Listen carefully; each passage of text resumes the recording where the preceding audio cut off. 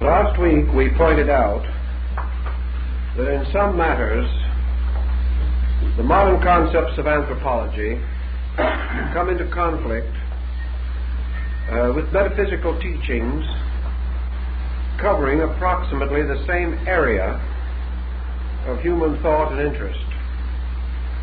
This conflict continues into our present session, and in order to clarify it as much as we can, we must try to cover the several related fields which influence the major theme. Today, anthropology stands in a kind of middle distance between two other forms of learning. On one side is ethnology, which is more or less ethnic biology. It has to do with the exact problems of man's biological ascent in nature and culminates in the rise of social conditions.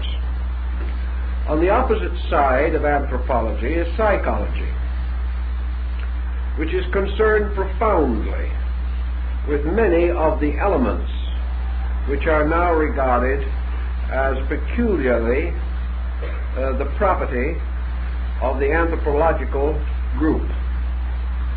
Thus, between biology and psychology, anthropology takes a middle position, deriving certain of its data from each of these opposing or contrasting groups.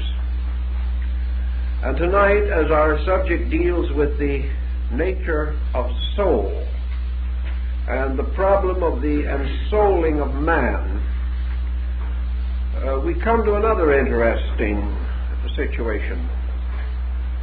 We have heard many definitions of soul, theological and philosophical. We also recognize the scientific approach to the psychic equation in human life.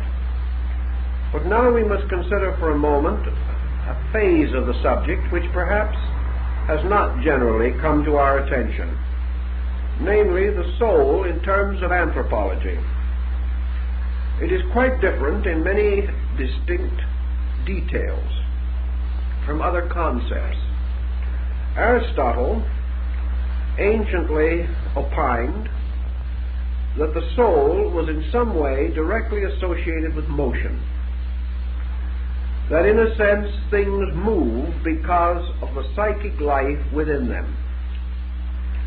Now, this motion principle, however, Aristotle refined in many ways, but at the same time, although he distinguished various types of motion, he still held to the conviction that it is the soul that moves things, and that this motion is of itself of two kinds: movement in terms of body and movement which is not in terms of body. Movement in terms of body we behold around us constantly. Movement in terms which are not of body we also intellectually behold, until it becomes almost as familiar to us as the movement of body. Yet this movement which is not of body requires a different approach in an effort to understand its meaning and its part in our way of life. This non-body motion may be likened to a qualitative motion, as distinguished from a quantitative or physically directive motion. A man walking from Los Angeles to San Diego accomplishes the crossing of a quantitative interval, which we describe in terms of miles. He does this by means of a motion arising within himself, by which he is able to take this long and tiresome walk. Another man moving from the state of ignorance to the state of knowledge also crosses an interval perhaps more difficult to cross than the miles between Los Angeles and San Diego. Yet by the methods used to measure the travel of the walking man, we are unable to approach or conceive the interval crossed by the thinking man. Thus we have a motion which does not move things visibly or physically, but does make possible the bridging of intervals and distances of a qualitative nature. Thus we must have a quantitative and a qualitative motion. In ancient times, qualitative motion was perhaps more interesting to man than it is today. Seeking to understand the movement of the psyche in himself, the movement of his own soul life, man began to identify motion of the soul with anthropological or cultural motion. Thus, in one definition, anthropology is the science of the cultural motion in man, or the soul motion in man. It does not deal primarily with clinical problems.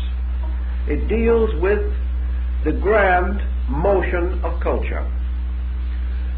If a man writes a book, and I read one not long ago, and he was a learned man, and he wrote a book entitled The Soul of Greece.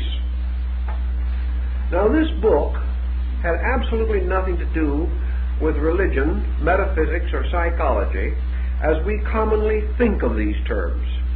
It had to do essentially with anthropological motion.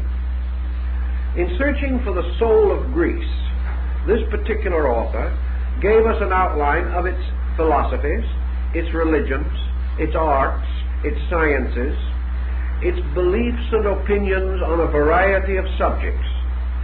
And though he covered the fields of religion and philosophy, he did not do this as a metaphysician or as a mystic.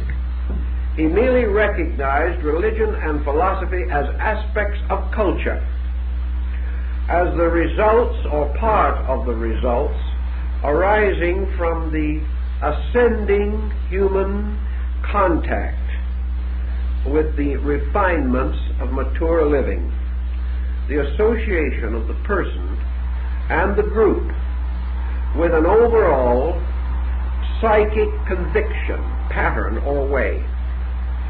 The anthropological aspect of this, then, tells us that cultures are not usually totally indigenous. Culture represents a stream moving anthropologically through humanity, or moving humanity along a road or path. All culture groups derive certain knowledge or conviction from preceding groups and bestow a certain fruitfulness upon all succeeding groups. Thus, culture may rest for a time with a people, but culture moves from nation to nation, from race to race, from generation to generation, enriched in its motion by the contributions of countless peoples, many of whom no longer exist as independent cultural groups. This motion, then, of a cultural stream through time, a stream invisible as far as our physical senses are concerned, but constantly impelling to the performance of actions which are visible, or consequences which can be seen. This motion is the anthropological psyche. It is the movement of man's attainment. It is the continual enrichment of this movement. It is the eternal and endless progression of things in terms of the unfolding of their attributes and the enrichment of the institutions which they create as they move down through history. The soul, then, to these peoples, to this anthropological group, is the consummation or the summary of culture at any given time and under any given group of circumstances. It can be examined historically. It can be contemplated philosophically. It can be approached religiously. But these represent interpretations of something which has a nature in itself. This thing that has a nature in itself, an accumulating, unfolding, growing entity of its own, is the cultural soul of man. Thinking in these terms and upon this foundation, then, we come upon immediately certain other factors which have to be taken into consideration. We can either follow the materialistic point of view, merely that culture is therefore the continuous heaping up or aggregation of common attainment, that each generation, through its own natural experience with phenomena, enriches the total cultural life of the world, and that the outstanding individual who attains in any particular, so that he leaves an impress upon his time or upon his people or upon future ages, becomes a powerful cultural unit. And up to the present time, a small group of perhaps 15 or 20,000 persons recorded out of the total body of history represent the spearhead of man's cultural progress. Culture is therefore not only vested in the accumulation of total groups, it is led or moved dynamically by individuals who respond in an exaggerated or larger way to the reactions which to the ordinary person are met with less intensity or less directive. If in this thinking we come to a point of deviation between anthropology and metaphysics, perhaps this division again is not as real as at first appears. For a long time we have been plagued with an attitude, namely that if a certain effect is visible to us, a certain condition arises in our phenomenal world, we assume that the cause of that condition must always be according to the dominant way of thinking which most influences our times. It does not occur to us that comparatively similar effects can arise from widely different causes. This point we have to give some special attention to. We know that we are not always correct when we use the sensory perceptions as a means of establishing fact. We know that for a great period of time, human beings actually believed that the sun set in the west because it appeared to do so. They assumed that the diurnal motion was the motion of the sun. They did not realize that it was actually the rotation of the earth itself. Thus explanations were built which satisfied things which men could see, but these explanations were not true. It follows by this that an explanation which is plausible and even probable and may be strongly supported and sustained by physical evidence may at the same time not be true. From this we must proceed then to the fact that we observe culture. We know that man is moving.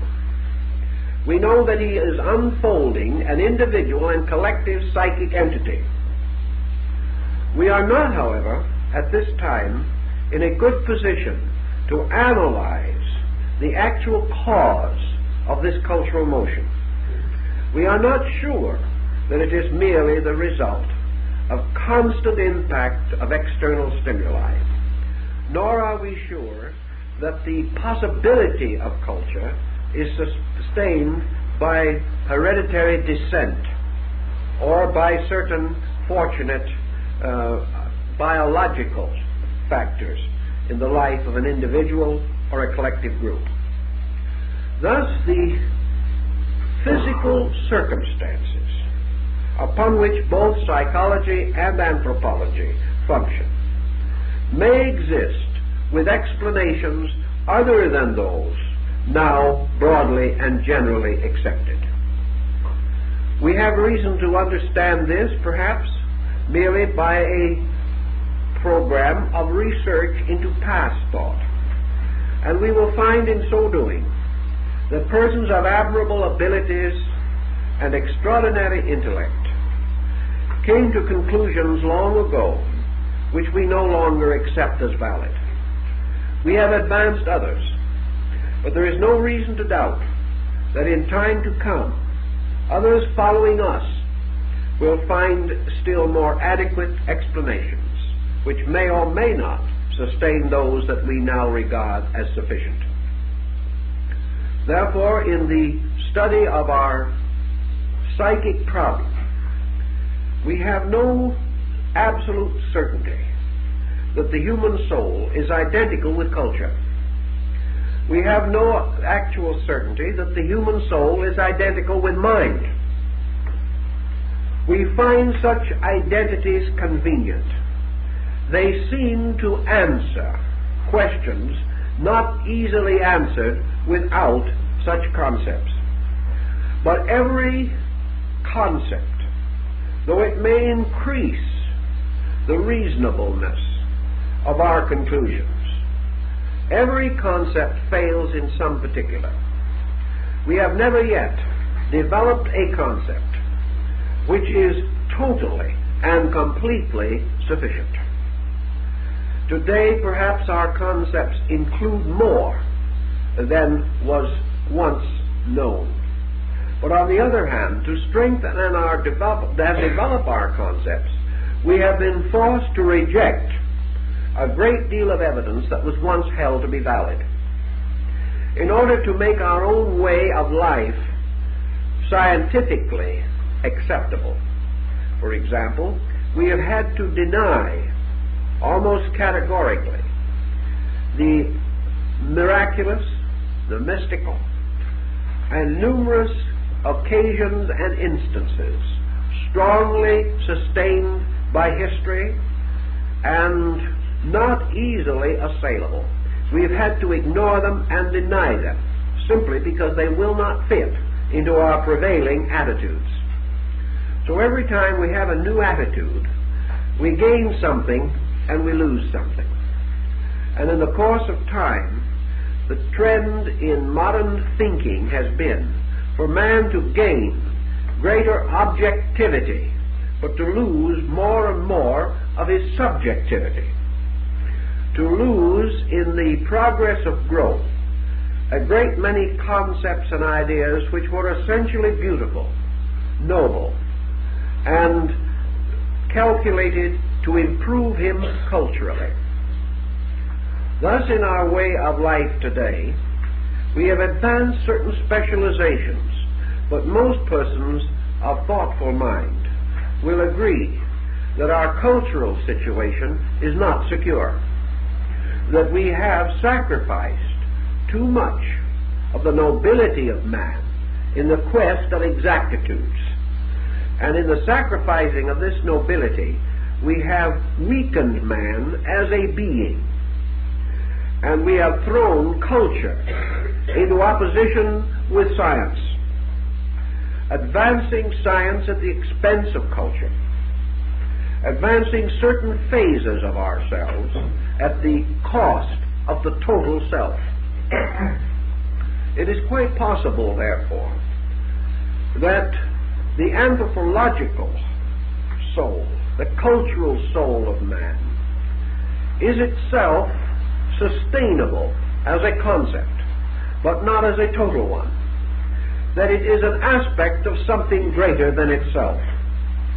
And it is also quite probable that nearly every concept that we have is depending upon concepts which we do not have, and that for a total and sufficient way of life, we must have more knowledge of causes than we presently possess, and must therefore be able to generate larger concepts, more holistic, more total than those which we have and know today. If, in the study of the descent of man, we want to pause for a moment then and bring up to date that which was the ancient and previous thinking of man, in order that we may view this thinking in terms of our present situation. And we will begin a little bit with the philosophical background of the doctrine or idea which is now embodied in anthropology. Ancient man, rationalizing, contemplating upon the mystery of himself and of the world in which he found himself, early came to the conclusion that all outward things are moved by inward forces. Also, that all inferior bodies in nature are moved by superior forces, or by powers greater than themselves. We have this in the Socratic and Platonic concepts of motion, where we have orders of things, the unmoved, the self-moving, and the moved. We know that some things are moved. We know that the breaking up of a winter in the north brings down great masses of ice and carries with the flooding torrents, trees, and even houses, great rocks and boulders. We know, therefore, that while these things do not move of themselves, they are moved. Therefore, that motion can be imparted to things from without, as is the case of a person tossing a ball. The motion of the ball is not inherent in the ball. It is inherent in the person tossing the ball. On the other hand, there are things in which motion is inherent, things which are of themselves self-moving. And of those things which are self-moving, the world of the animal kingdom around us, including ourselves, may be regarded as the outstanding example. Man is a self-moving creature. Truly, he can be moved by circumstance. He can be physically moved by conditions around him. He may ride on a train, which carries him not by his own motion, but by a mechanical motion. But he may also be moved to action of his own, and mostly to decision, to attitude. And the motion of the individual from within himself, philosophically speaking, is the source of culture. It is the motion of the person, a movement from within, imparted to other things. Therefore, culture is not the painting, but the power to paint. It is not the building, but the power to build. All things in themselves which are physically achieved by culture bear witness to it, but they are not culture. They are monuments to culture. But culture itself is a living motion in man, present because man is self-moving, that he is capable of both quantitative and qualitative motion within his own nature. In this he is unique among the species which we know, in that he has carried qualitative motion further than any other form of life that is visible to us. Being a self-moving creature, man must therefore be moved by that which conveys motion or contributes motion. And the Greeks, the Orientals, many ancient peoples assume therefore, that man's qualitative motion is due to his own soul, to a life motion in himself, to the existence within his nature of a psychic entity. That this psychic entity is the cause of all things about man, which cause him to move gradually from a biological to an anthropological foundation, finally perhaps to a psychological footing. This psychic life within man manifests early in the human experience and produces a variety of interesting, if somewhat confusing, results. Philosophically, man is recognized as a thinking animal. He is also recognized as a creature possessing within himself the power to imagine, the power to visualize.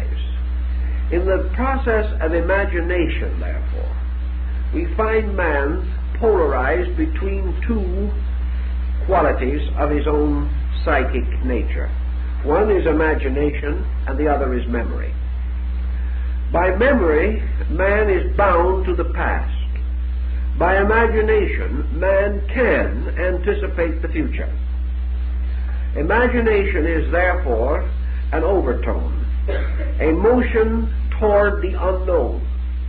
Now, imagination can lead to fantasy. It can also lead to hallucination. It can result in the individual surrounding himself with unreal and unreasonable fears. It can terrify the individual and tyrannize upon all of his other faculties. But in its natural and proper state, particularly under a cultural background, imagination becomes man's escape forward. It makes possible the dream of future. The dream of future makes orderly progress natural and reasonable for man. Now pause for a moment again and turn to the religious consideration. As we go back anthropologically into the history of man, we perceive that the religious equation arises very early in his human experience. One of the earliest observations of man has had to do with the difference between that which could be explained and that which could not be explained. Not in this case empiric necessarily, but in terms of his own experience. That which any man cannot explain occupies a different relationship to him than that which he can explain. That which can be explained is normal. That which cannot be explained is hypernormal, or supernormal, or supernatural. Consequently, man's relationship with life has always been divided into two parts: his relationship with the known and his relationship with the unknown. Now, there are tribes in various parts of the world who have tried to solve the problem of such relationships. One of them was the Yazidis of Iraq, a group of people whom we call the Yazidi. They still exist as a small religious sect, sometimes called devil worshippers. These devil worshippers are very intriguing because of the basic logic which dominates their thinking. These people are not really devil worshippers. They believe in a good God, but they do not feel or sense the need to worship this good God. Why offer or pray or in one way or another attempt to please a good God? If this God is good, he is not going to hurt you anyway. On the other hand, there are the unknown negative forces of nature, personified in the concept of evil. These people, therefore, find it in their thinking more utilitarian to try to keep evil spirits happy than to worry about good spirits. It is of no concern to them whether they worship God or not, because God understands everything, knows everything, and is eternally good. But the evil spirits, likely to bring plagues and pestilence, and to destroy the harvest, and to make women barren, and to cripple children, or to strike down the mature in their fullness of age, these kind of beings we must always cater to. So it is to the evil spirits that the foods and offerings are made, and that the prayers are raised, asking these spirits not to hurt them. There is no use asking God not to hurt them, because He will not. Now this is a simple example of what more or less divided man at a very early period. This problem of the known with which he could cope, and the unknown with which he could not cope. And around the unknown, which was mystery, he developed a series of positive attitudes, positive concepts about the negative. These positive concepts about negation resulted in the primitive social religious structure of savage peoples. It consisted of man's attempting to anticipate with his own consciousness the invisible factors of life around him. He was unable to do this rationally. He had to do it emotionally. He was unable to prove one step of his journey, yet he believed definitely in the journey because of other things which he could prove and which became obvious to him. When one child grew up and the other child died, there could only be one answer, namely a supernatural factor. As far as he could tell, there was no natural solution. Therefore, he began to think in terms of the evil eye, of witchcraft, and of innumerable machinations by means of which the life of the child could be destroyed by sorcery or something of that nature. There was no other explanation. In many cases, of course, we know that this sorcery was merely an ancient name for lack of hygiene. But ancient man did not know that. So while he knew nothing of hygiene or eugenics, these subjects were magic.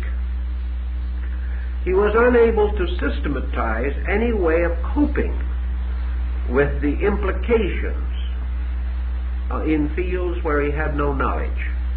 Therefore, he created an elaborate network of intangibles by means of which he satisfied to a measure his own concepts.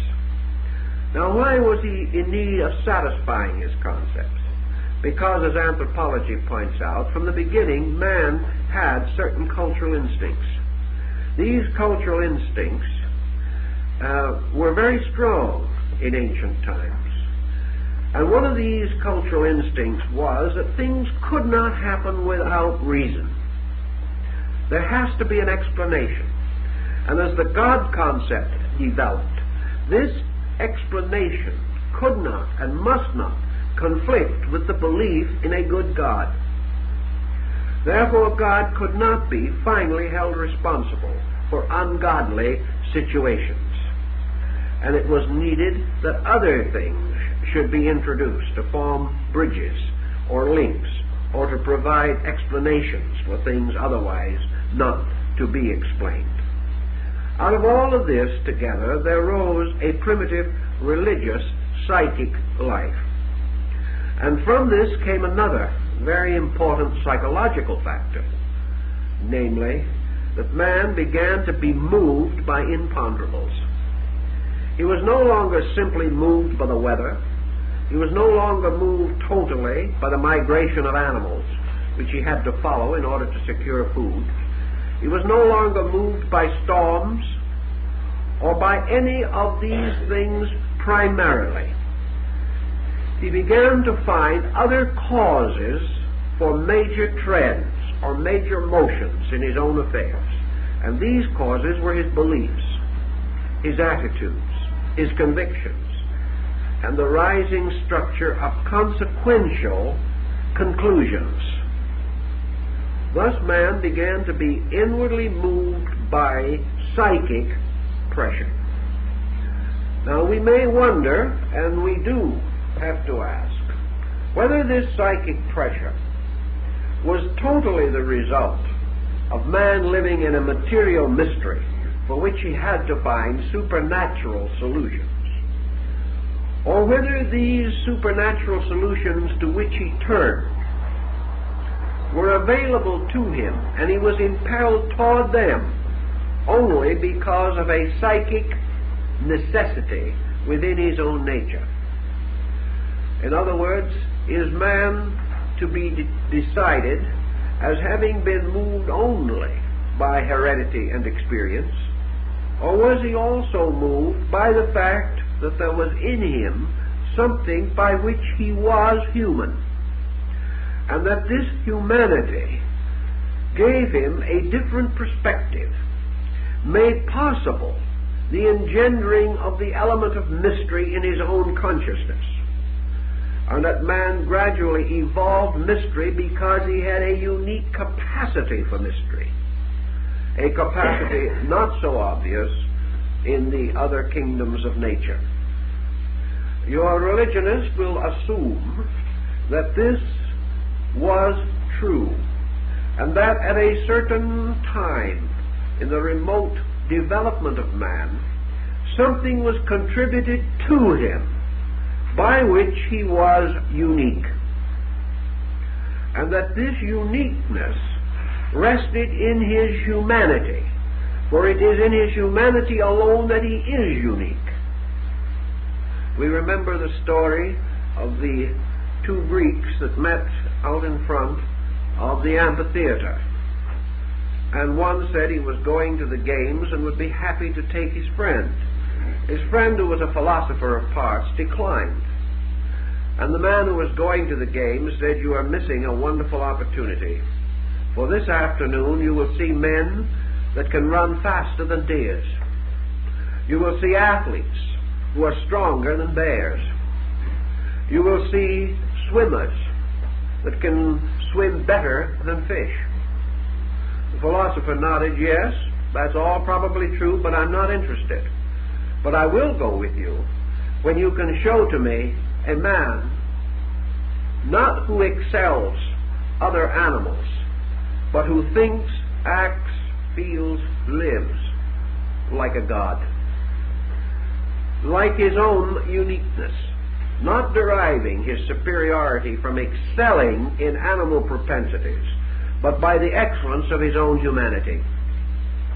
This thought would also correspond with one strong opinion on the problem of man's soul nature. Anthropologists, ethnologists, zoologists, and many other branches of scientific thinkers have a number of little problems that they are not too able to explain. The animal kingdom, for example, is not merely one kingdom. Certainly, we can divide it without destroying the overtone of the collective animal type. But we know that there is some reason why a deer is not a dog.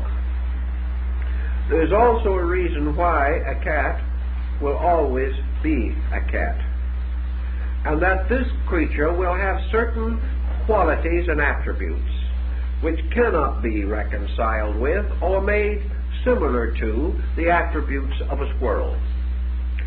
Thus there are differences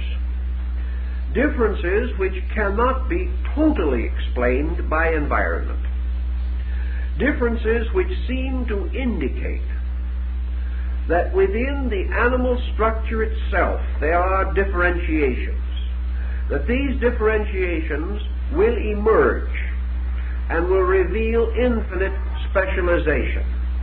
Nature supporting this, in many instances, does not permit, in its natural procedure, the interbreeding of unrelated types. And usually where such interbreeding may accidentally occur, the progeny is sterile. Nature does not wish these types to be at least immediately reconciled. We must then come to the conclusion that there are differences in the archetypes or basic patterns of specialized forms of life. That these differences, while they exist markedly in animals, are not due to the psychological pressures which might cause differences in human beings. They are not due to religion, philosophy, and other cultural environments. They are due to something innate in the creature itself. These differences can be understood, but they cannot be totally overcome. Man differs from the other members of the animal kingdom in one other particular, namely that whereas these other animals are divided into groups or into types or kinds, man very largely is an individual species in himself. Each human being is different in many respects from other human beings. He does not have the general instincts which mark a species or type of animals.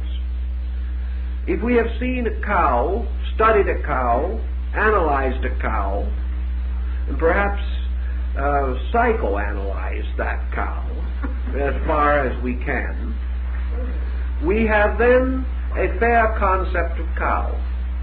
And we may meet 10,000 cows without any marked variation. But you can never analyze any human being so adequately that you know how any other human being thinks. You have a much greater individualization here, so that the human being becomes a distinct order of life in himself. Truly, this distinction develops gradually. Yet, as our anthropologist knows, you can go to a small island somewhere in what we might term an underprivileged area,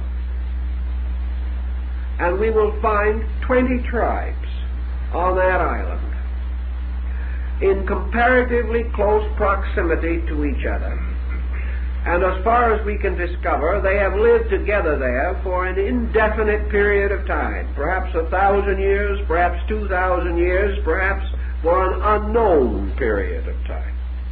Yet that little group of tribes has never become one entity. 15 tribes, maybe with not more than 500 members in each tribe and not more than 10 miles apart. 15 tribes, 15 languages. Perhaps in root similar, but not actually able to understand each other. 15 religions. Entirely different groups of attitudes. There are cases where in a group like that, one group will be cannibal, but not the others. There is another type of situation that is also noticeable there. One group may be agricultural, and another will still depend upon fishing and hunting for survival. One of these little groups may have created a comparatively well-organized cultural government. The next group, 20 miles away, is in anarchy and always has been.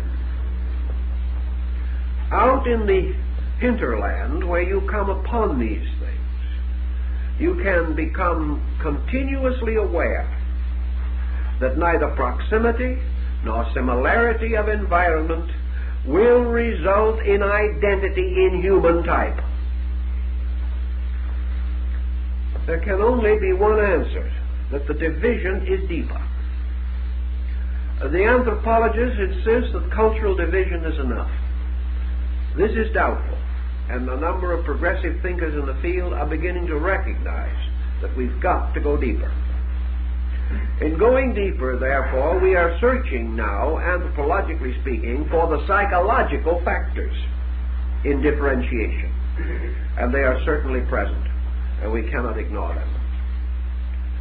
Now, if we go into our mystical religions, to our so-called esoteric systems, only a term which should not be considered so frightening as many so-called educated people have come to believe, for it simply means, in this sense, beliefs or traditions that have long been held either in secret or have become so broadly neglected that they have continued only in the custodianship of a few persons. Many so-called esoteric ideas were once common knowledge, even as many of our modern ideas were once esoteric. We cannot fail to observe that that motion goes both ways. Among the peoples of ancient times, who anthropologically are important to us, because we observe in them primary pressures, and the student of primitive psychology is deeply concerned with these elements also. In these primitive peoples, we have from the beginning the strong concept that man is primarily a psychic entity. That man differs from other known creatures because he is ensouled. Because a living, thinking, feeling being is in the core and central part of his own nature. He therefore divides himself from the animal not because of the difference of body, but because he firmly believes that he is not his body, but that he is truly a person living in a body. Up to very recently, science has taken the attitude that there is no separate person occupying the human body, that the personality arises within the body and its experiences and its reflexes.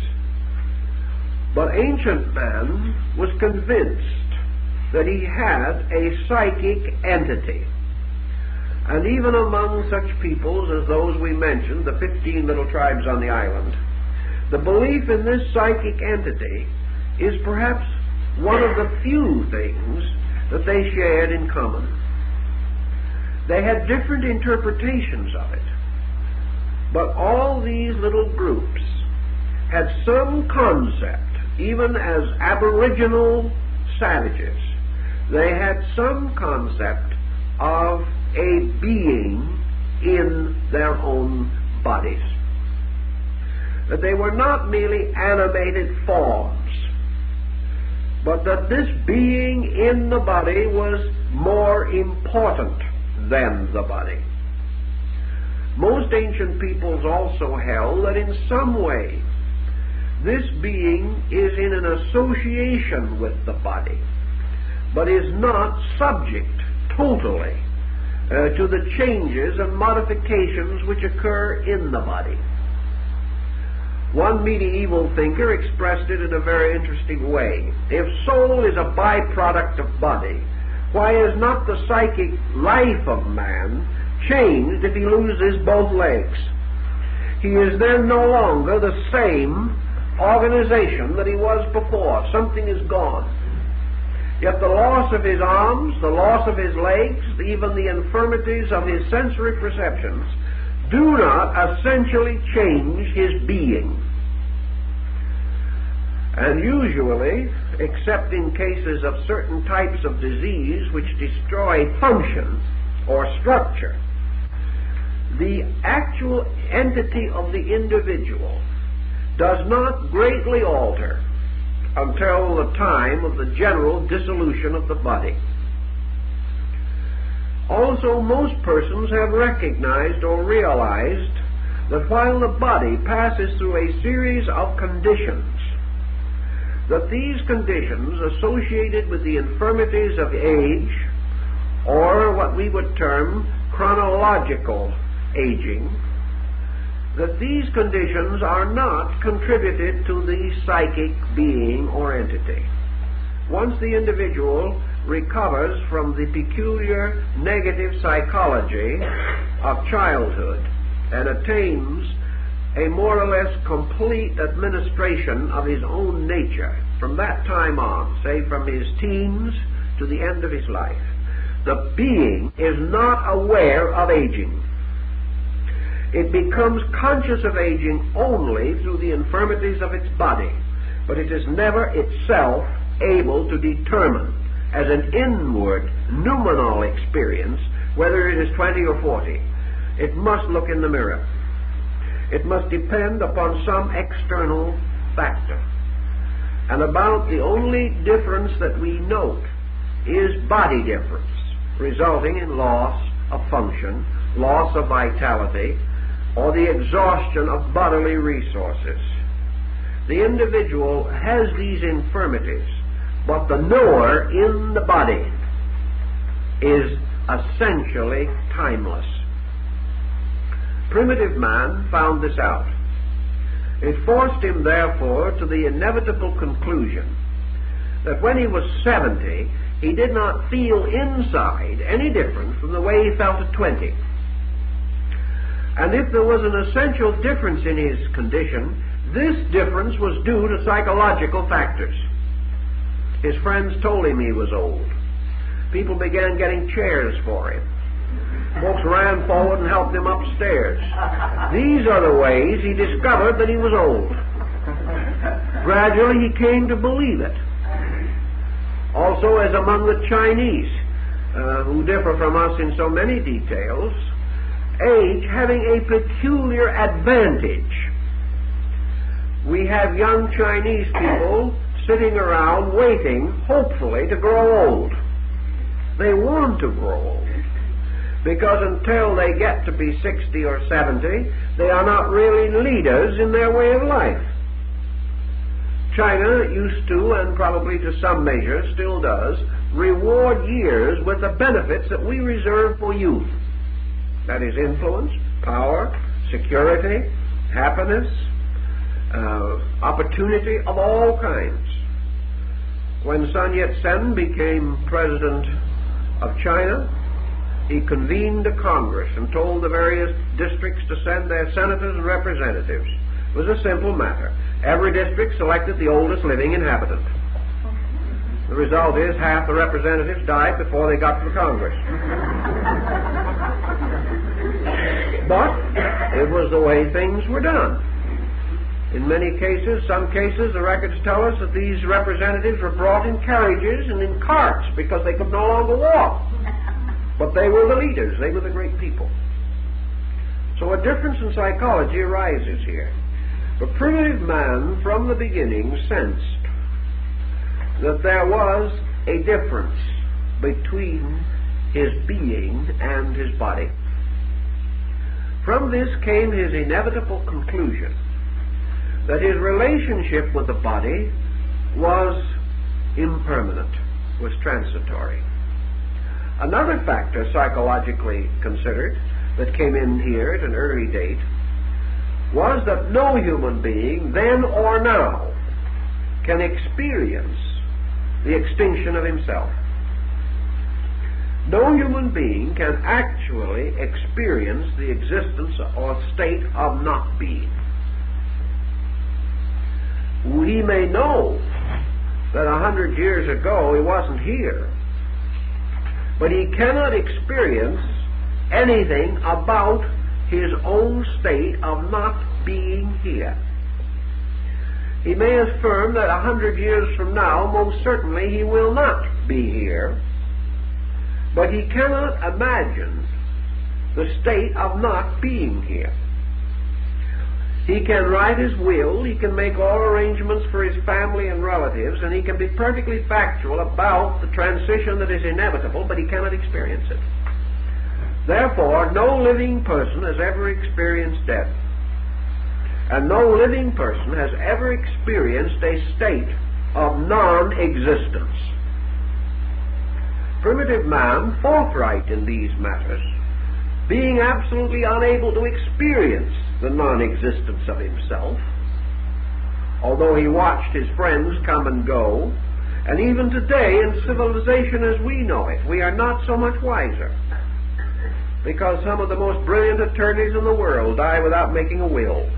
nobody expects or provides, except perhaps through cautiousness and responsibility, but never through the sense of the fact that he is going to cease to exist, because he cannot experience it. He can only rationalize it. It's a very different thing. So ancient man came to the conclusion that he was not only alive, but that he was life. That he existed because he participated in something that had an eternal existence. That life was eternal, that body appeared and disappeared. He saw it happening in a sort of offhand way as he watched the annual death of trees and plants until they seemed to die, and then in the spring of the next year they would come back to life again. He saw, therefore, the continuous victory of an invisible thing called life over visible things which apparently could live and die. Out of this realization, man came to the conclusion that life was superior to the body that it inhabited. This was logical, reasonable. Philosophy sustained it on through time, even till now. Inasmuch as that which moves other things must be superior to that which it moves. Superior in the sense that it possesses greater life. Thus, as man, through living, proves that he is a servant of this invisible thing within himself, and gradually his body becomes merely the instrument of his purpose, which is not his body. He resolves that his purpose is greater than his body, that his purpose is more real than his body, that it is more alive. And because his purpose can move his body, causing him to select a variety of activities, often even detrimental to the body, or that in heroism or in martyrdom he may voluntarily sacrifice his body for something he cannot see, and that is a principle or a conviction within his own nature. From this and countless other evidences which he came to understand, man concluded that this thing in him, this being, was the better part of himself, that in some way it formed an alliance with body. This alliance, through the mystery of birth, was difficult for early man. But a separation from body at death was not so difficult for him to comprehend. He saw the body become inert. He saw disintegration set to work within it. He even recognized disintegration itself as a form of life. But he saw that this friend, this brother, this parent, this child, who had come to the mystery of death, that the body, though it remained for a time, had lost something. Something had left this body. And the thing that had left it was the living being with nature, with temperament, with disposition, with attitudes, leaving behind only a comparatively commonplace body, which had no particular attributes, nor was it particularly interesting in itself in any way. The thing that was interesting was gone. The challenge was gone. The dynamic was gone. All that remained was clay, and the processes of disintegration were gradually destroying this body. They did not destroy it while the person lived. Therefore, in order that it might be destroyed, that person must leave or go. Something must change on the inside, or this body could not disintegrate. From all these observations, and from vast centuries of meditation upon them, man devised gradually the concept of immortality. He also devised the concept of the victory of life over death. He recognized the possibility of an existence apart He recognized this existence as possible by the simple phenomenon of death itself, where he realized that at death, everything that was important went. The dead man did not leave his mind behind him. He did not leave his emotions behind him. As a person, as a being, he totally departed. The only thing that he left was a body. It therefore occurred to the Egyptian and the Hindu and other ancient peoples also that that which departed was a self-sufficient being, differing from the ordinary being only in one particular, namely the absence of a tangible body.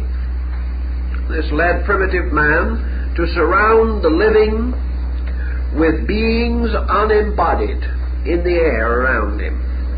He believed that these beings had departed no great distance, that they were alive, that they were there, that they could accept his sacrifice and answer his prayer. The only difficulty was he could not see them. But even in this there was an exception. In sleep he could see them. They could return to him as dreams. He could internally restore their appearances. And he had a kind of inner life which seemed to bring him into contact with the kind of world where beings without bodies could live. And most of our early concepts of the afterworld were derived from dreams, from man feeling or believing that in sleep he passed through a kind of temporary death. St. Paul said, I die daily. And that in this sleeping procedure, the being also left the body, or separated from it in some way. Therefore, because man could sleep, be unconscious, not know, and not remember, yet he could awaken without any volition of his own, that sleeping and waking and all the decisions of life rested in the being, not in the body. The being could come and go as it pleased. It was the protector, guardian, master of the body. Thus all our magical cults bring in these points, as Fraser points out in his Golden Bough. In this, man then began to contemplate the broader reaches of things. And by the time of the rise of the great classical civilizations, the great philosophical systems of India, China, Egypt, Greece, Babylonia, Assyria, in these days men had also some knowledge of anthropology. They had some knowledge of the origin of species. They had a reasonably accurate insight into the historical descent of man from a savage to a cultured state. They also had a religious conviction, such as we find in the book of Genesis, where we discover that at a certain time in the development of primitive man, a fraternity was established between being and body, that being came to body, and that what we call humanity was actually a race of invisible beings that became embodied. That man had a psychic life that was eternal, everlasting, neither having beginning nor end, and that in this process of its eternal continuance, it formed periodic associations with body, as in the East Indian doctrine of rebirth. Rebirth being nothing more or less than the periodic re-embodiment of a being having the power of continuing between lives, even as consciousness has the power to continue in sleep, or to pass through unconsciousness without dissolution. In the study then of the anthropological concepts The Christian philosophers, borrowing considerably from the old Jewish teachers, decided that man was a unique creation inasmuch as he was an ensouled animal. He was a being different because a superior order of life had entered into him, possessed him, and had made his body their temporary abode, or the abode of this order of life. To accomplish or to interpret this, they had to explain what would bring the soul or the being toward body. And out of this have come several different theories. The most familiar to us, of course, is the theory of the fall of man. In other words, man is embodied as the result of sin. That in some mysterious way, a divine order of beings rebelled against God. And for this, the order was hurled into the abyss, as Milton tells us in Paradise Lost, Dante in Paradise Lost. I'll get it in a moment. Milton's Paradise Lost. In this situation, we find an order of beings hurled headlong from the heavenly sphere as a result of the rebellion of the angels. In this case, the fall was due to disobedience, was therefore incidental or accidental. This, however, is not the common opinion of all peoples. Others believed that what we call the fall was a perfectly natural process in nature, representing no punishment, but the inevitable need of the being to experience all things. In other words, we can say that deity, or absolute spiritual life, scattered itself as seed throughout space, and from these seeds grew up orders of life, which are God, or are one divine nature, unfolding throughout time and eternity to final restoration of their own total divinity. That therefore evolution, or a natural function of laws, is responsible for what we term the fall of man. This was the essential concept of the 19th century philosopher Herbert Spencer. Here we have two processes, involution and evolution. Involution being the motion of being into body. Evolution, the gradual motion of the release of being through body, and in a sense, from body. This concept, then, held as its principal situation or purpose that man, in what we term the evolutionary arc of his existence, has as his primary purpose as a being the full expression of this being in conduct. That this being is gradually molding, refining the body until this body becomes suitable to give full and complete expression to the being. That growth, as we know it, is the revelation of being through body. That what we call evolution is ideation, or the unfolding of a conscious entity through the instruments or vehicles by means of which it is able to function in a material state.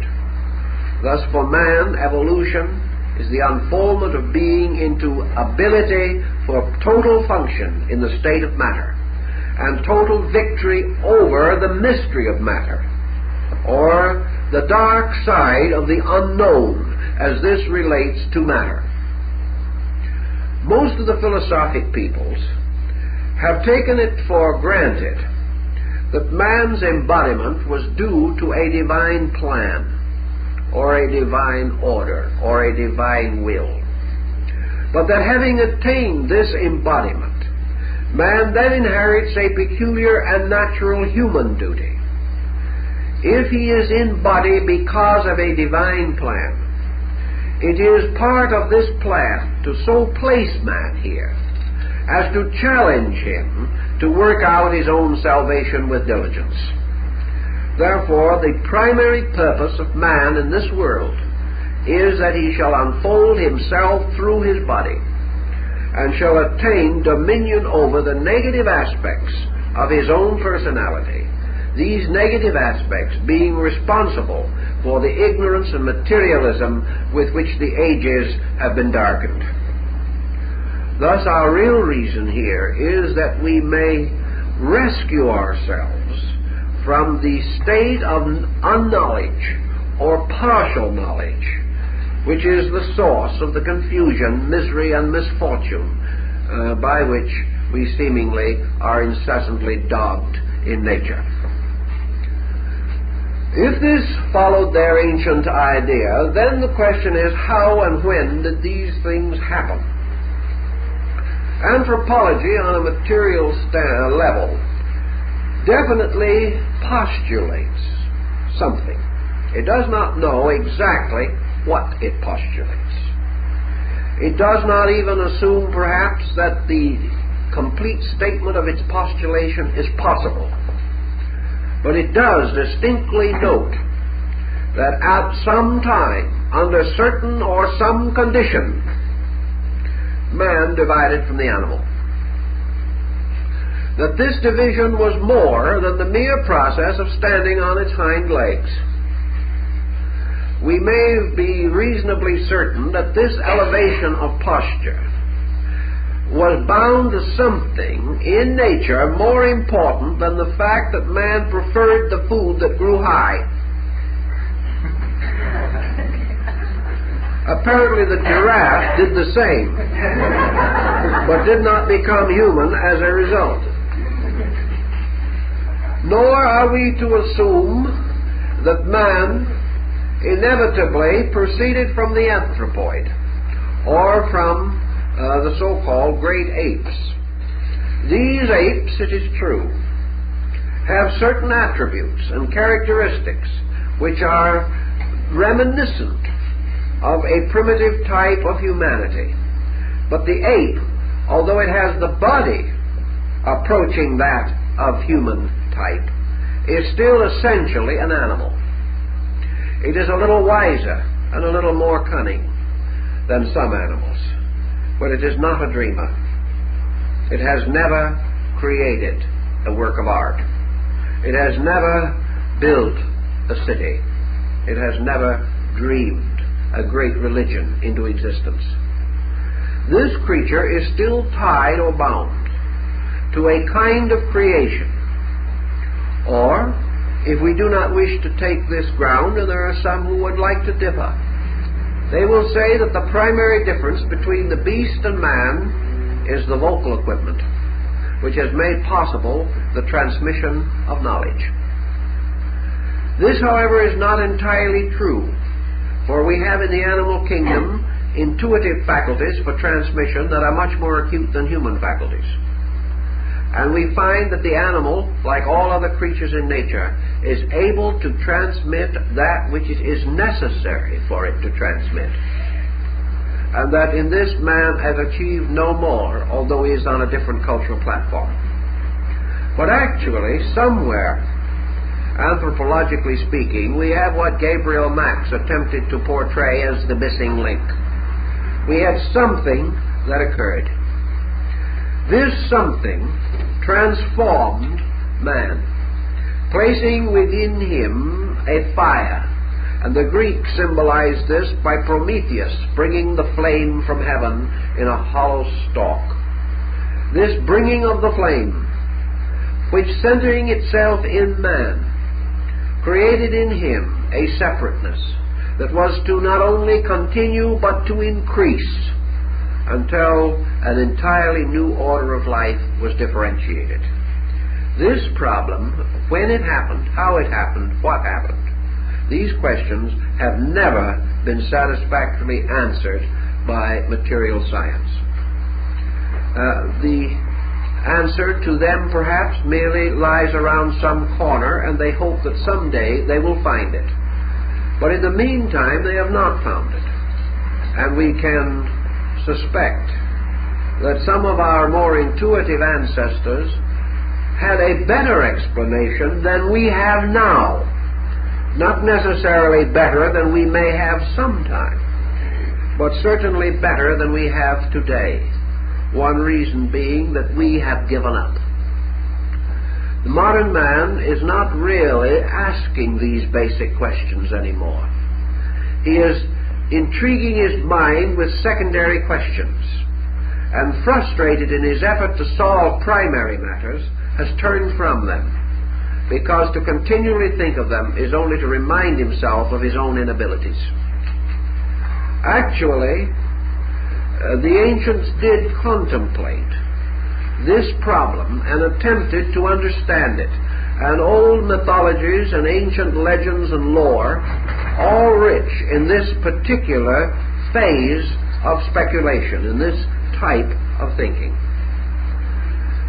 The early Jewish scholars who were associated with the development of the Bible were of the distinct impression that there were two creations described in Genesis. The first being the creation of man, and the second being the creation of Adam. And you will find that they are in different chapters of Genesis even now.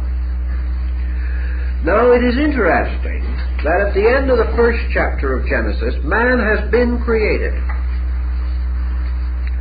But the Lord is not satisfied, because, as one of the verses tells us, there was no man to till the ground. So even after the man was created, there was nobody to till the ground.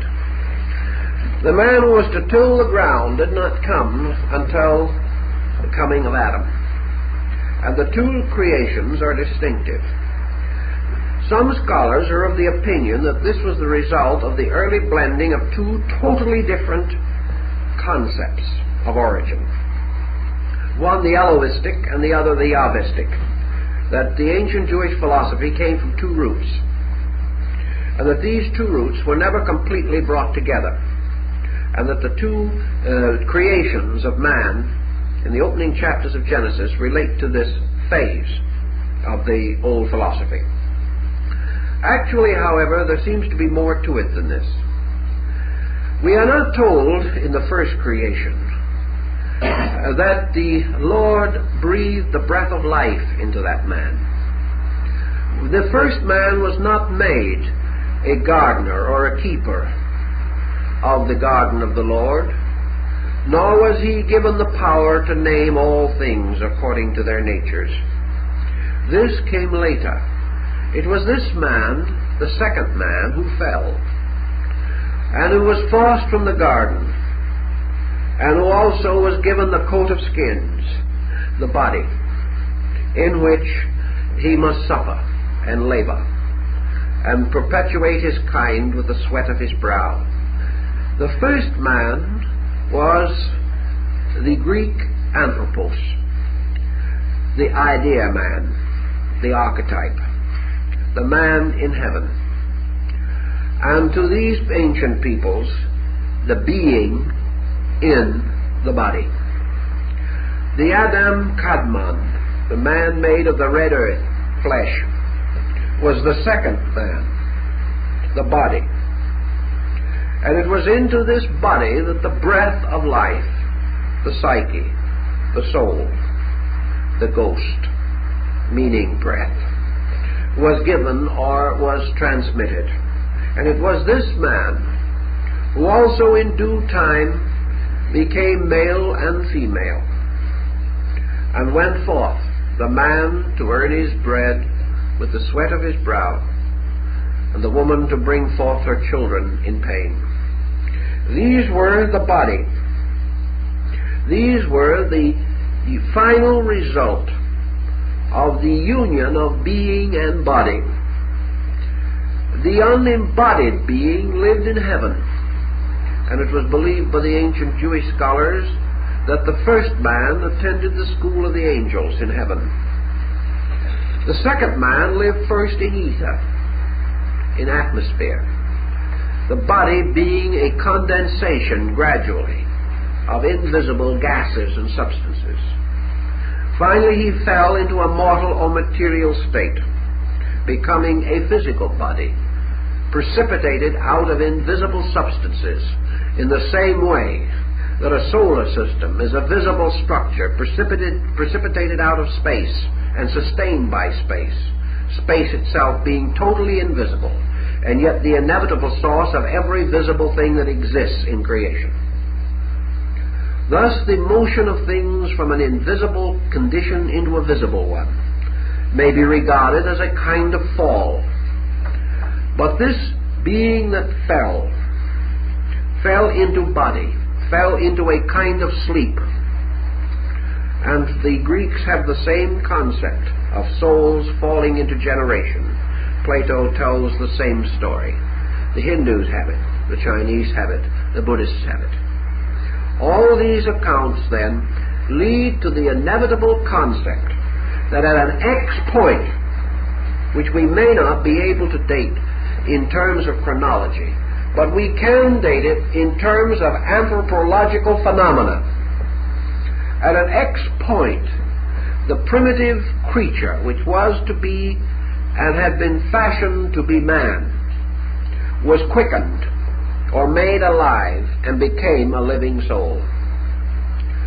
This immediately set the destiny, but there was no visible, phenomenal moment in which this could be identified, for it required a very long time for the gradual drift of the ensouled animal from that animal which had not received the being into itself. Berosus, in his Chaldean history, describes this problem also, speaking of the laboratory of nature in which innumerable forms were generated, forms with many heads and arms, forms with many bodies, giants and pygmies, the most incredible diversity. We ridicule it today, but there is nothing that he describes more incredible than a dinosaur, or one of the pterodactyls, or a brontosaurus. All these creatures we would not believe ever existed did we not find their fossil remains. No one could have convinced us otherwise. But Berosus tells us that in the dawn of things there was this riot of forms, and then that these forms gradually became orderly, and that among them the gods brought forth bodies suitable to become the habitations of beings. One way of saying the gods brought forth, or created, or fashioned, would be simply to substitute the term evolution. Nature at some time produced an organism that could be ensouled, and in so doing automatically drew life to it. For a body can never excel the life within it, and as body grows, the life within it always appears to exceed the body in which it is functioning. This brings us to an interesting philosophical truism advanced by Pythagoras of Samos, and he does it by means of his numerical philosophy. Pythagoras points out that you can take physical substances, and that these physical substances become, in a sense, ensouled always by totalities. One way to express that is to take 6 matches and place them along in a row. The moment you do this, you ask someone what is there, and they will say 6 matches. Now, the term 6 is itself not composed of 6 parts. It is a single term to cover the phenomenon of 6 parts. Yet the concept of 6 is a unity, apart from the elements which produce it. Therefore, 6 of any single objects brought into relationship with each other immediately create a unit or a unity which we call 6. The soul of 6 is born when 6 items, units or elements, are placed in relationship so that they may form that design or bring forth the symbolism of that number. Now, if you remove one of these matches, the unit 6 disappears, and another unit takes its place, 5. Now, 5 is not just merely the sum of 5 separate pieces. 5 is a total being or an entity in itself, an entity termed 5. 5 is a word which is the name of a sum, and that sum is a total. Yet by adding to and subtracting from the matches, all different kinds of sums are brought into manifestation, then the combination is changed and those sums are removed from manifestation, and a different one or different sum takes their places. Assuming man, for example, as Pythagoras says, to be equivalent to the number 6.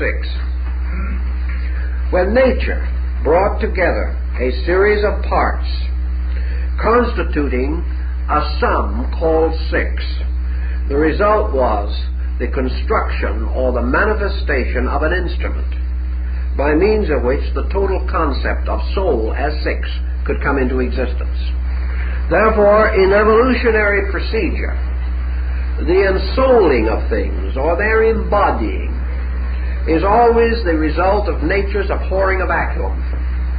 Whenever a situation arises in nature, that situation must forever be ensouled. Any pattern that arises becomes the instrument for an entity. Any change in pattern destroys that particular availability, and that entity ceases to manifest. But nature is producing eternally combinations or patterns, and the moment they form an orderly archetype, they are ensouled by a principle. Therefore, every pattern in nature is ensouled by something which is a plus to the pattern itself, or additional to the sum of its own parts. And the thing that is greater than the sum of its own parts is the new entity or being composed of that sum. In the evolutionary procedure, the ancients firmly believed, therefore, that the time came when the motion of growth in nature produced a kind of organization in which a certain type of being was drawn from space and was able to associate itself or was invoked into union with this form, and that when this occurred in man, we have the living soul. Now, that Pythagoras should have hit upon this formula is interesting, inasmuch as Buddha has told us that what we call the being is actually also the product of 6 factors, which are called attributes, and that the union of these 6 constitute the instrument for the manifestation of man. All of these points, then, anthropologically speaking, simply indicate a time or a period infinitely remote in which man emerged as the compound of being and body, and that from that moment on, the whole progress of man has been the continuous flowing outward of being into and through body, and being moving through body into nature is the cause of culture. That culture is the manifestation of the being, not merely the works of the body. That culture does not arise, totally at least, from the activity of environment or heredity upon the organism. That true culture is the motion from within the organism of being through body. You might say under those conditions then, why is culture different? Why is culture gradated? Why have some peoples achieved it and others have not? And why are various cultures so essentially dissimilar in many respects? The answer to this is rather simple, however, when we think about it. Here, anthropology comes in with the correct solution. Anthropology shows us that the body, with its various instruments, is in a constant process of modification, and that these modifications of the body are the result of both heredity and environment. Therefore, heredity and environment, by their effect upon the body, determine its availability as an instrument of being. Thus, body, which is not so highly evolved in terms of organic qualifications, is not as readily available, nor can being moving through this body achieve the cultural maturity immediately that it can if it is moving through a better body. Being, for example, we have no reason to suppose is any different in a 2-year-old child than it is in a 40-year-old adult. The difference between infancy and adulthood is not in being but in body. And anthropology is the story of the racial development of man from infancy to adulthood. Consequently, it reveals to us not the essential nature of the being, but the availability of the maturity of the body in its varying degrees. The small child is comparatively helpless, not because it is deficient in being, but because it is deficient in body. At various periods in its growth, through childhood, adolescence, and early maturity, the burden of its biological, anthropological, and ethnological development is so great that it is not available at any time for the complete release of the being within it. What we call majority or maturity is actually the body attaining a degree of maturity or completeness by means of which a moderate or normal degree of manifestation is possible to the being in the body. Here, therefore, we do not actually conflict between what might be perhaps called an idealistic approach and a materialistic approach. The difference lies in the source of the motivating factor. The anthropologist sees something happen. In various departments of living, we also see things happen, but we do not always see the causes of these things.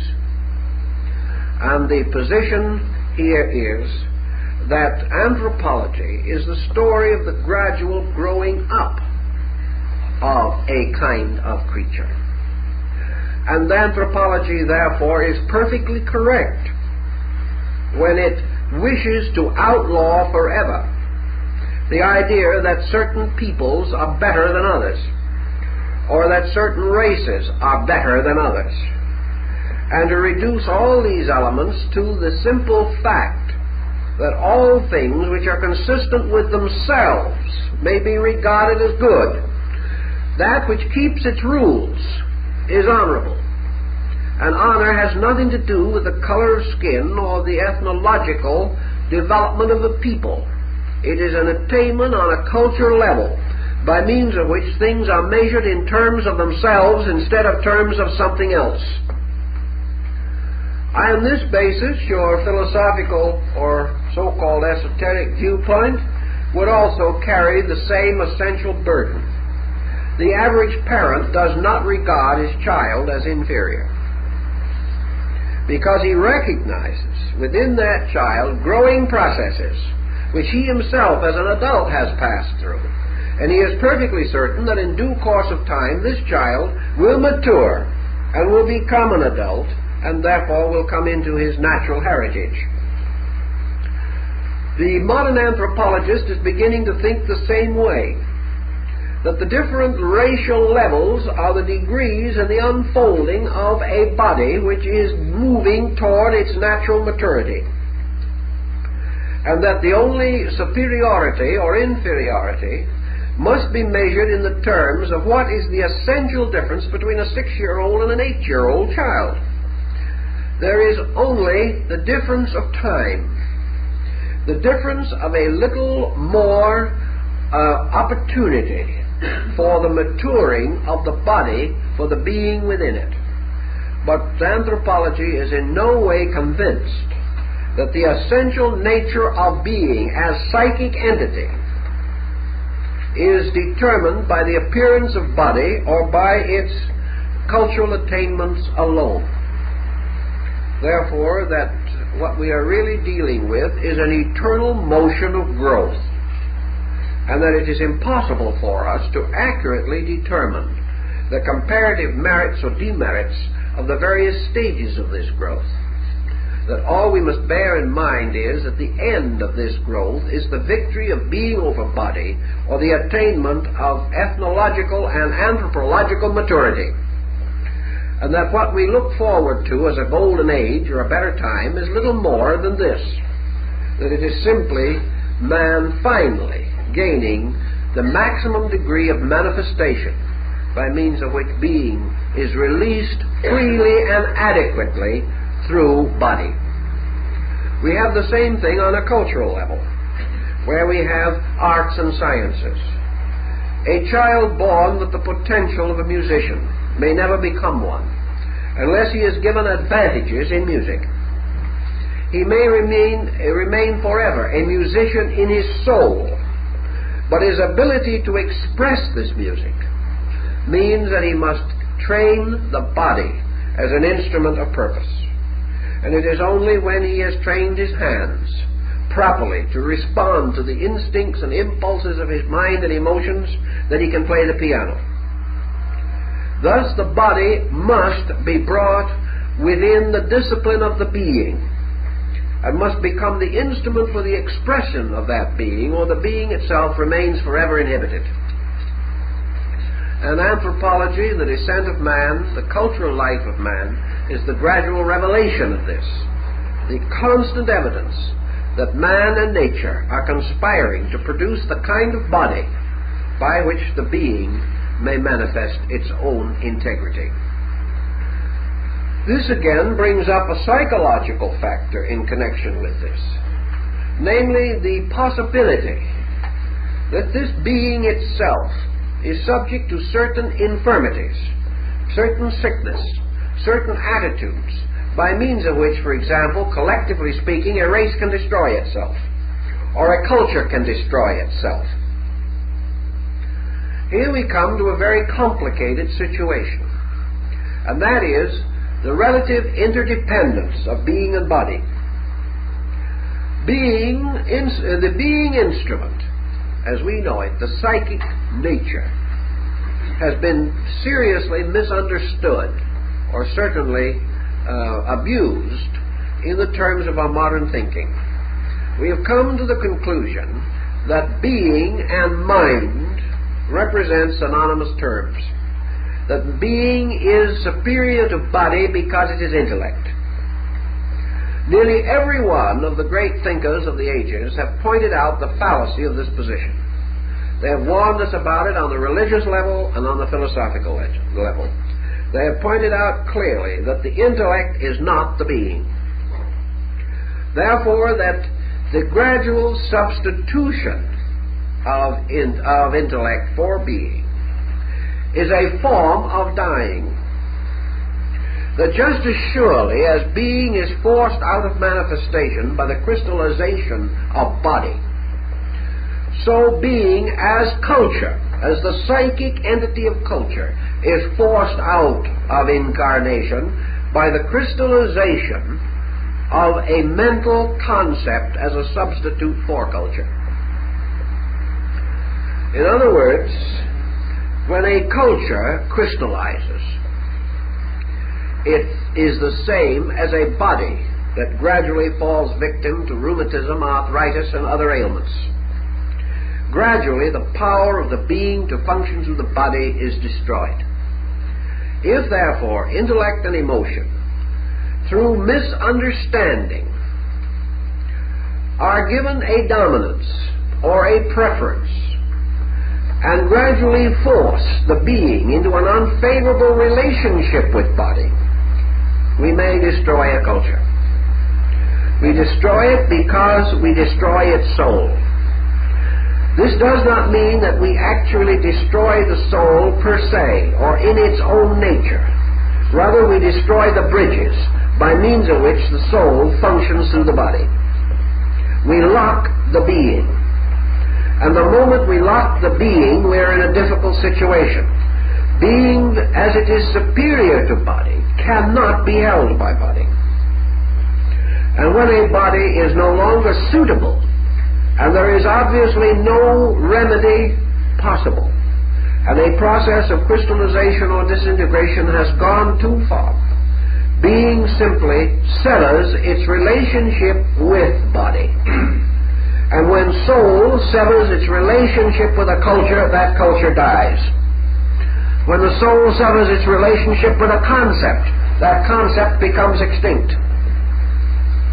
Whenever the being finds itself in a condition utterly unfavorable, it departs from that condition and proceeds to move into other conditions more suitable. Now this tremendous stream of life moving along presents us with a number of opportunities or a number of specializations. Being has a choice of old cultures, rich in experience but infirm with age, of contemporary dominant cultures, mostly utterly confused, and of aboriginal cultures, as yet comparatively undeveloped and for the most part unspoiled. Therefore, you will observe that wherever we get to a point of decadence on an anthropological level, we almost immediately release a backward people. A so-called primitive people begins to move forward. The power of the world moves. In the case of the Roman Empire became culturally delinquent, became culturally corrupt, became like a body so ridden with disease that it could no longer function, or a psychic organization so ridden with complexes, fixations, and neuroses that it could no longer serve as an instrument. Immediately we find culture moving out. Those that still possessed it in the Roman Empire went into the Near East and Arabia and created a new renaissance of culture there. That part which did not have sufficient strength to survive, that which had not recognized the difference between true and false culture, then passed under the influence of the Goths, the Huns, and the Ostrogoths. They were conquered by barbarians. And out of the barbarians came a new order of culture. And just as the Romans got arrogant, so the barbarians in due term became cultural and arrogant. And step by step the process is repeated. But always where a people or a culture group which has been dominant loses dominance, and it must always lose dominance by betraying its own psyche. It must always block the motion of being within itself. When this happens, being seems to depart, and the weight of culture passes to another people. This people suddenly becomes alive, after perhaps resting as the Huns and the Goths had rested for 1,000 years without any more than tribal motion. Something happened. And within 500 years, these people moved into a dominant place in civilization, gradually filling the most important place of their time, the place left a vacuum by the collapse of the Roman Empire. Always, therefore, culture, instead of dying, moves toward primitive integration. The answer being, of course, that it is easier to work through a young body and build it forward than it is to work with an old and opinionated nature that already has built tremendous obstacles to progress. This is the reason why in the anthropological culture, the great motivations, the great vital pressures of culture are usually in the hands of the young. That is why the motion of generations arises from several sources. Youth inherits the cultural tradition. That part of the cultural tradition which is solid becomes useful to it. That which is decadent, youth resents and rises against. Youth makes its tremendous contribution, and then having exhausted its initiative, it sinks back and waits for another generation of youth to carry on. But the motion is carried by youth. The consequences are contemplated by age. Each generation has its own youth. Every person who reaches age has had his hour of youth, has made certain motions. But in culture, a people unspoiled, as yet without the locking of sophisticated opinion, in each case rises up to meet the place left by decadence. That is perhaps culturally the reason why today many of the great arts of our people are coming to recognize the importance of the so-called folk arts of primitive people, simply because modern man culturally is sinking into an ocean of dishonesty, and he is seeking in every way that he can to discover the one thing he knows he must have in culture, and that is honesty. Primitive man is honest and unschooled. Decadent man is schooled and dishonest. The struggle, therefore, is to recapture value. And the recapturing of value, if it can be done, preserves youth and perpetuates people. Those who do not grow old or lock themselves in the crystallization of their generations are the ones in whom creativity has remained, and who are able to be young in the sense of dynamic, and continue their dynamic through continual adjustment, which is the key of youth, whereas inability to adjust is the proof of age. In this, then, we have the concept of the soul in several different frameworks, but we have it as a total cause for man's emergence. We have the belief, esoterically advanced, that at a certain time, arbitrarily set in some systems as during the period which divided the Lemurian species from the Lemurian race, perhaps a very long time ago, not less than 40 million years ago, that a division actually took place, and that a part of the biological growth in nature became capable of sustaining a kind of psychic entity. The animal kingdom also reached a point where it could sustain a psychic entity. Every kingdom, including the mineral, has psychic entities. In the mineral, the proof of this is the crystallization and the forms, the geometrical patterns which it takes. These different degrees of integration of body meant a constant moving of being into body on many levels. But that most vital to us as human beings is the motion of the human being into its relationship with body. As long as psychology neglects the identity of being and fails to recognize that the principal directive of man is being and not body, and that the principal source of man's growth is not environment or heredity, but being, but that environment and heredity become the boundaries or become censors over growth, so that by these factors growth is advanced or retarded. then we find that the purpose of science is truly to become the handmaiden of being. That the purpose of science is to clear the confusion in body, mind, and emotion, in order that the clear stream of being may be more immediately available.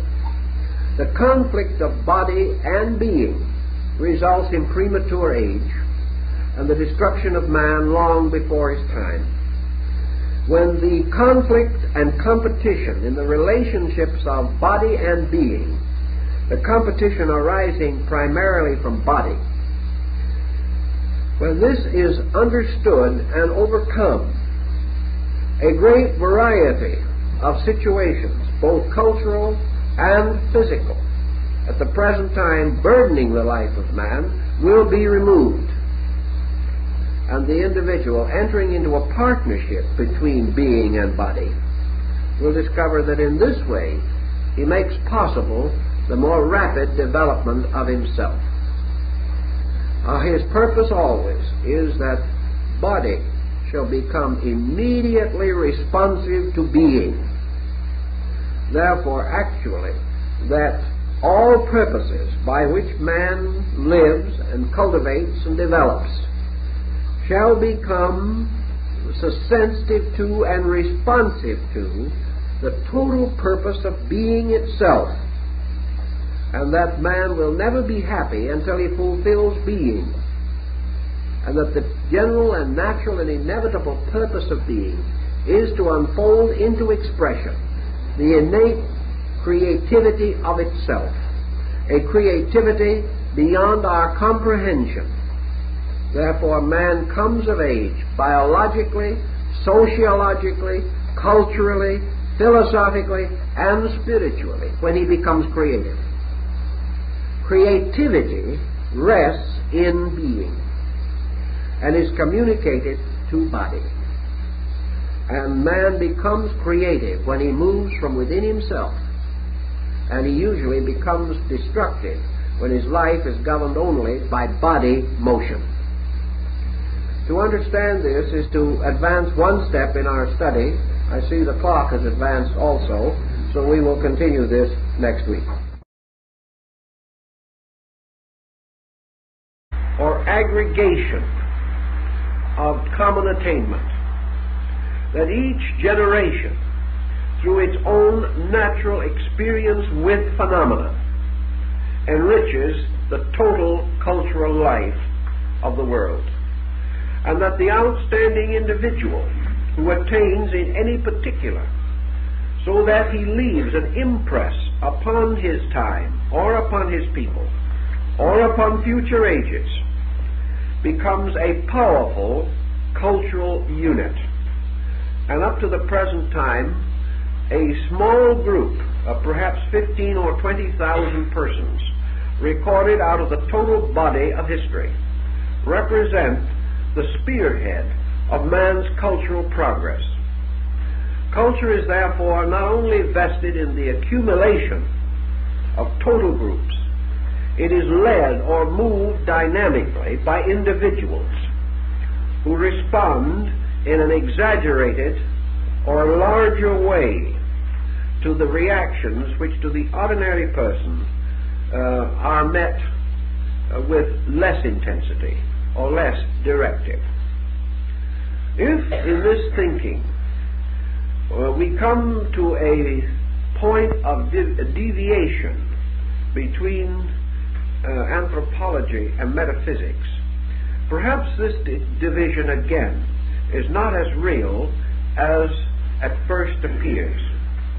For a long time we have been plagued with an attitude, namely that if a certain effect is visible to us, a certain condition arises in our phenomenal world, we assume that the cause of that condition must always be according to the dominant way of thinking which most influences our times. It does not occur to us that comparatively similar effects can arise from widely different causes. This point we have to give some special attention to.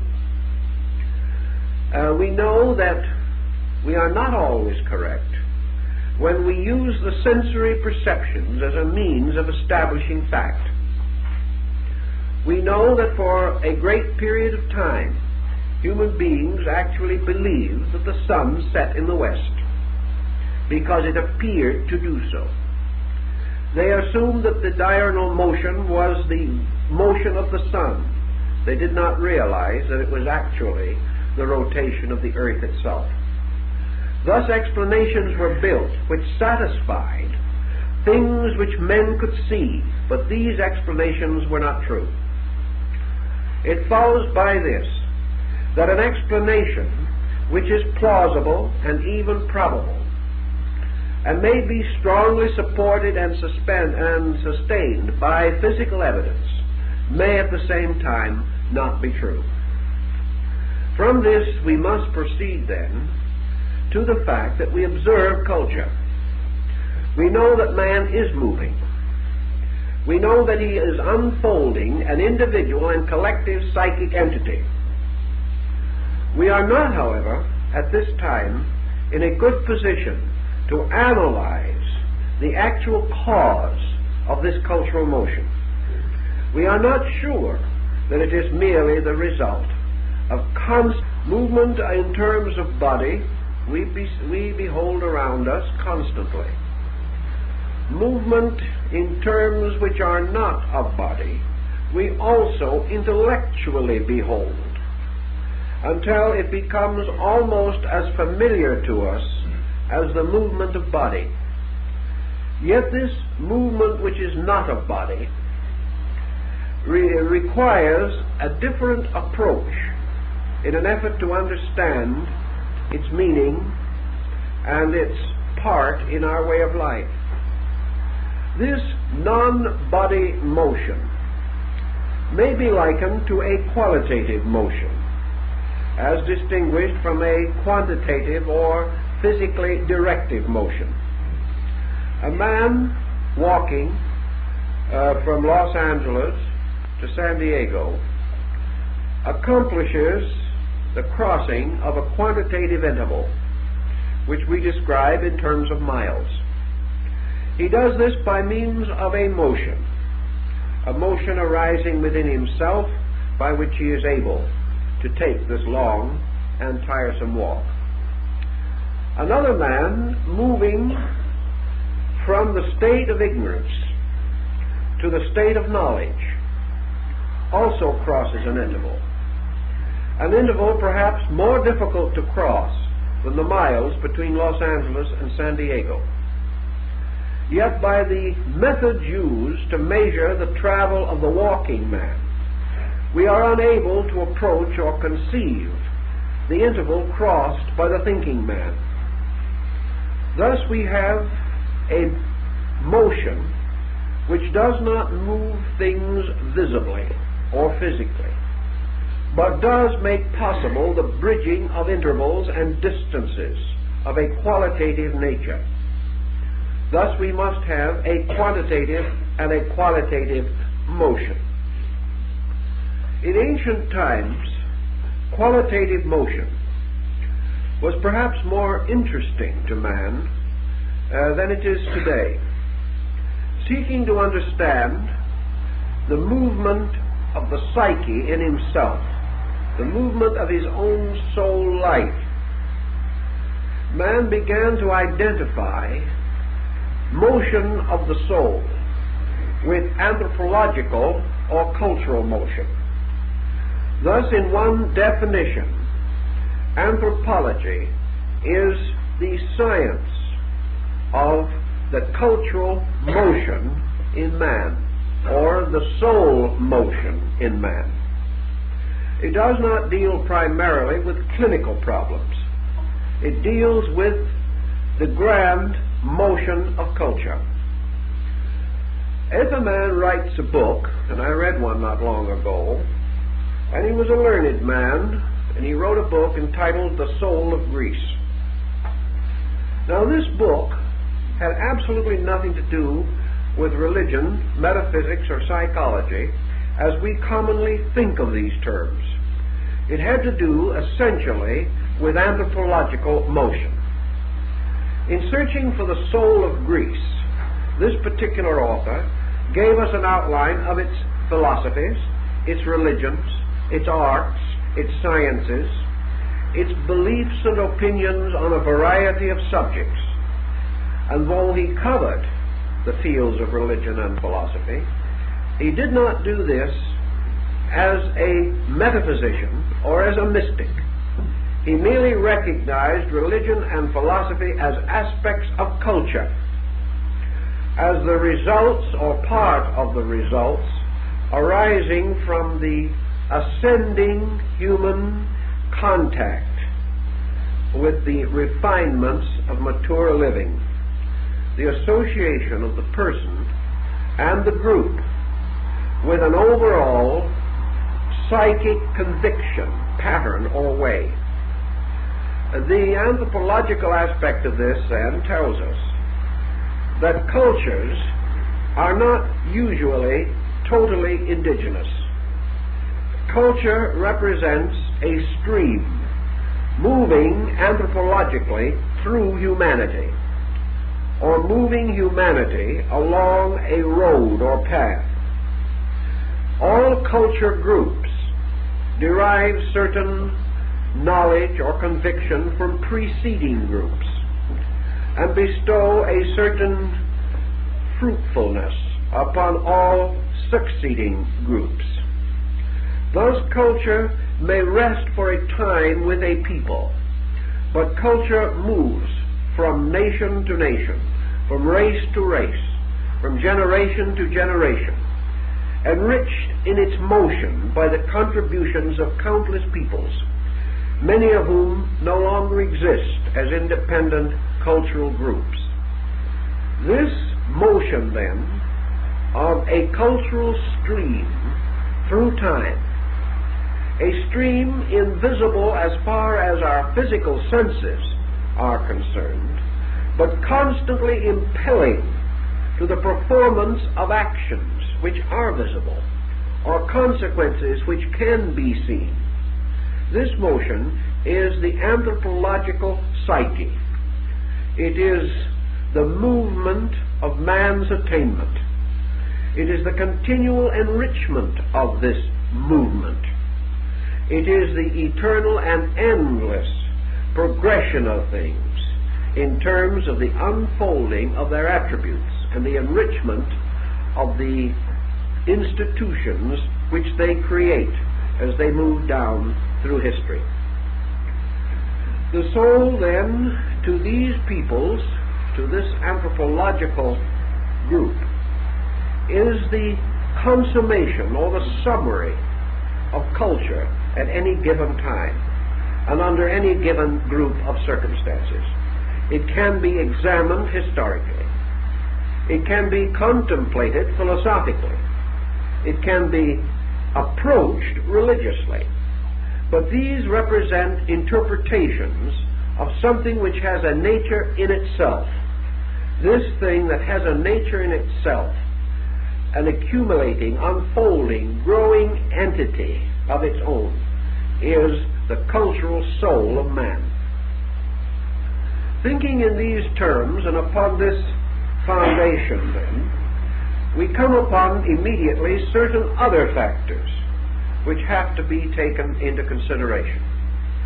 We can either follow the materialistic point of view, merely that culture is therefore the continuous heaping up to the impact of external stimuli, nor are we sure that the possibility of culture is sustained by hereditary descent or by certain fortunate biological factors in the life of an individual or a collective group.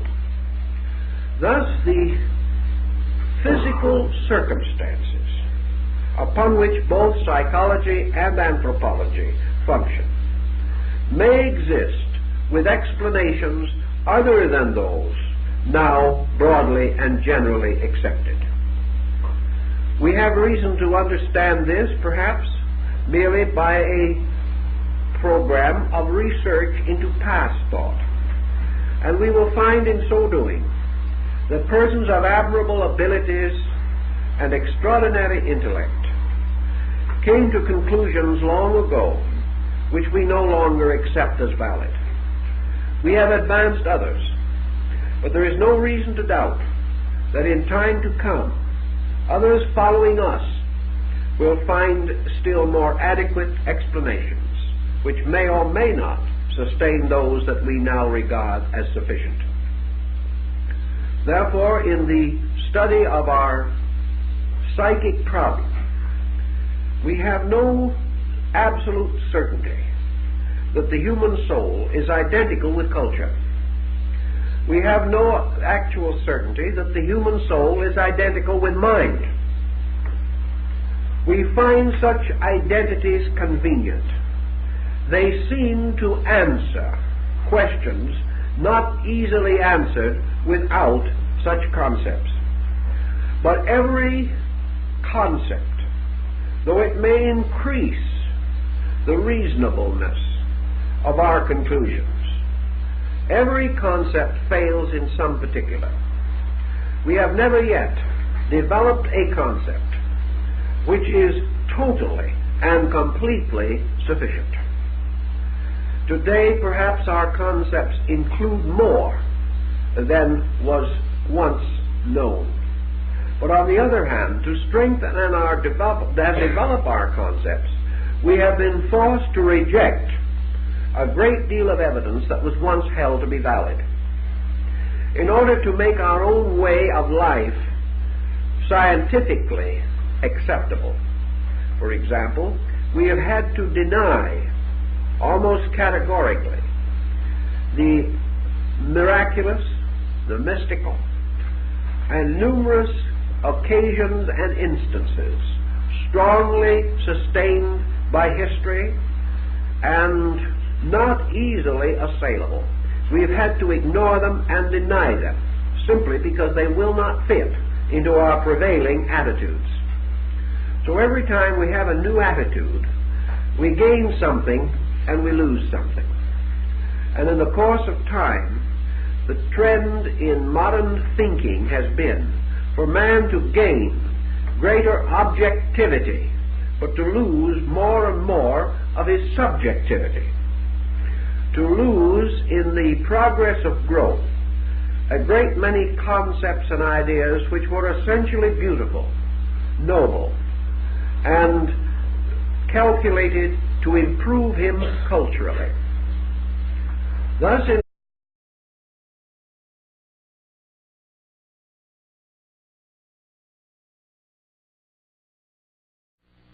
last week we pointed out that in some matters the modern concepts of anthropology come into conflict with metaphysical teachings covering approximately the same area of human thought and interest.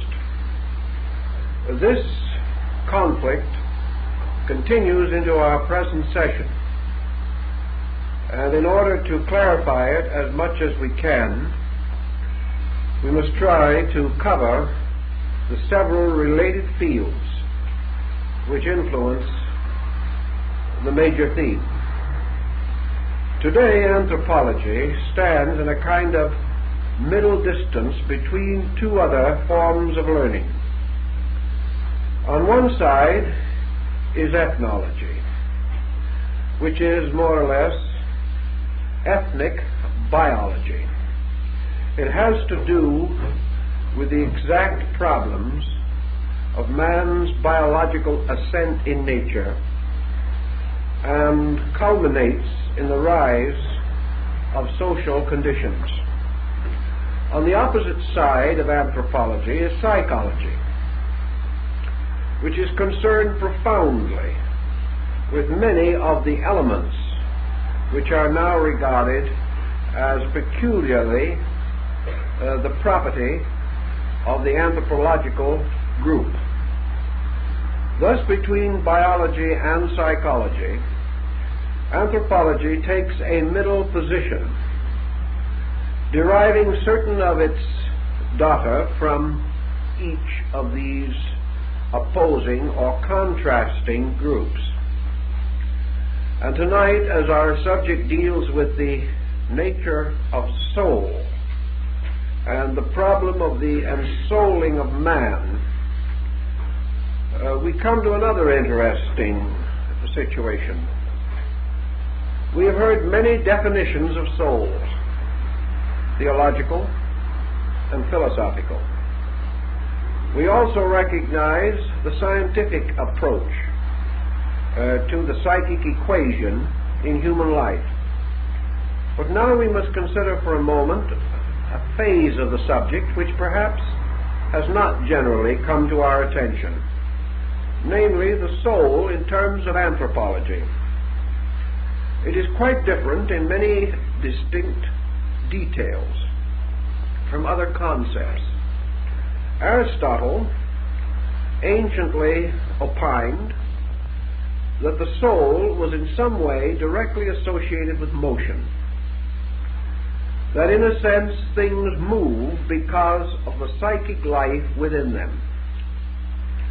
Now this motion principle, however, Aristotle refined in many ways, but at the same time, although he distinguished various types of motion, he still held to the conviction that it is the soul that moves things, and that this motion is of itself of two kinds: movement in terms of body, and movement which is not in terms of body.